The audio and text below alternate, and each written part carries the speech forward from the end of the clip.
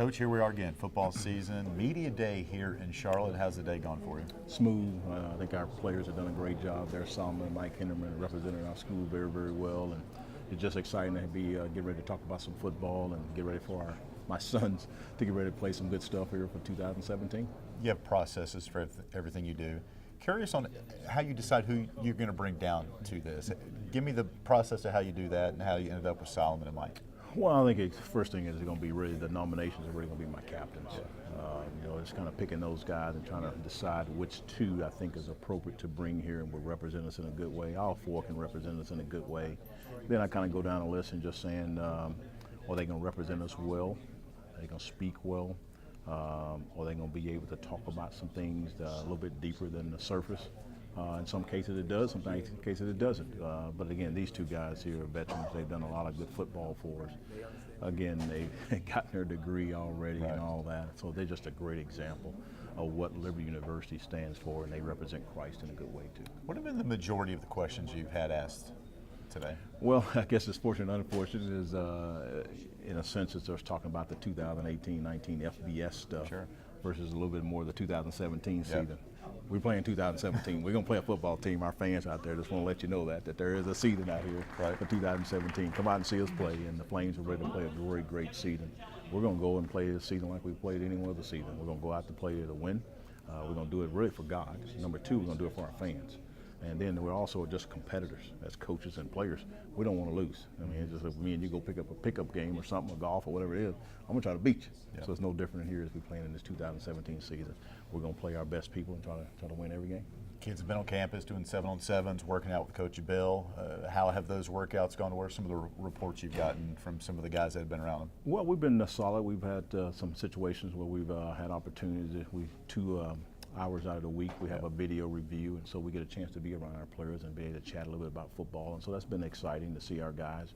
We've pretty much been more impressive as having a lot of our freshmen, the signees, pretty much they all were here in June, so that was very, very impressive, and so they've gotten off to a good start, and again, there might be some situations where I'm probably going to play a little bit more freshmen than I've had in the past. Usually I've played 2 to 3 or something like that. We may be up in that 6 to 10 as we move forward, but we'll see how it goes. You've got the new indoor facility. How has that gone, the few workouts you've been able to use it?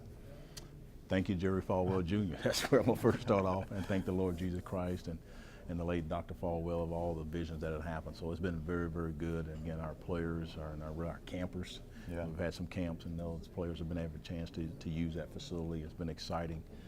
It's going to be a tremendous asset for us in a lot of ways. I guess the first thing that come up mind is just really about weather. Whenever there's something going on, we don't have to change the class scheduling. We can still just stick to what we need to do. If we're outside, we just go inside and do all those things. They can still go and get something to eat. They can still go to their academic enhancers on time and all that kind of stuff. So that's really what it is, making it more efficient for the student athlete here at Liberty University. A lot of preseason picks that the kids are eligible for. You had a number of honorees entering this fall.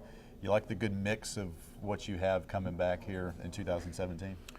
I like the first off, we usually don't do this, but special teams. Yeah, I mean, swept I got all four guys there as far as our Hunter Winstead, our long snapper, Trey Turner there, our punter, and then Alex Probert, our kicker. I really feel very, very good about those guys. You got 2 out of 3 are seniors, but man, we need to dominate that area. Again, there's other 10 guys out there too, got to do their job, but I feel excited about that aspect. Coach Downing, that's definitely one of my better hires that I've had. I'm glad he's on our side. He's very diligent in what he knows about special teams, and he's an outstanding person that can relate to the players, and he has good schemes. And so I'm excited about the special teams, excited about our football team.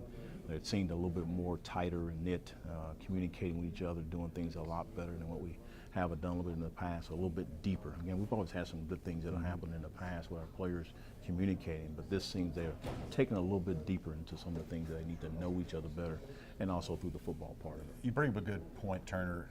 It's different than coach saying things to the media, but when you get players talking about chemistry, Mike Hinderman mentioned it in the ESPN3 live video stream we had. Why do you think the chemistry has changed a little bit entering this fall, and what has been done by the coaching staff to kind of help mold and better the locker room and things like that?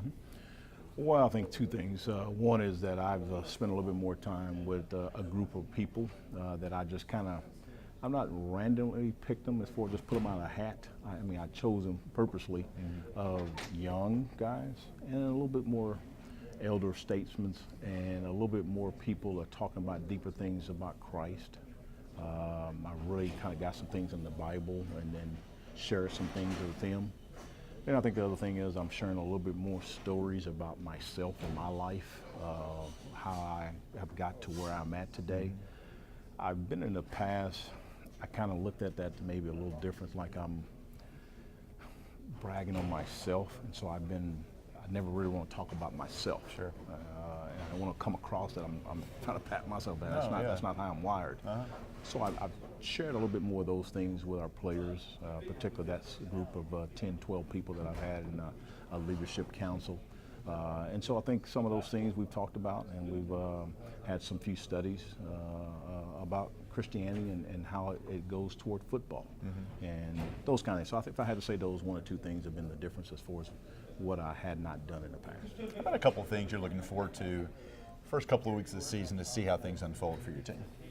Well, I'm hoping we can take care of the football. It'll be my first thing comes in my mind. And then are we having fun and enjoying the things? If every player has improved in one area, that's what I talk to them about is you need to improve in one area in your craft, whatever that is, whether it's getting off the ball or whether your hand, catching the ball in your hand instead of catching it with your body, whatever position you may play. So if every guy, as I challenged them in spring football, or spring meeting, or after spring football, I want to see when we get back here in August, that you've improved at least in one area in your craft. You've had 2 or 3 months to do that.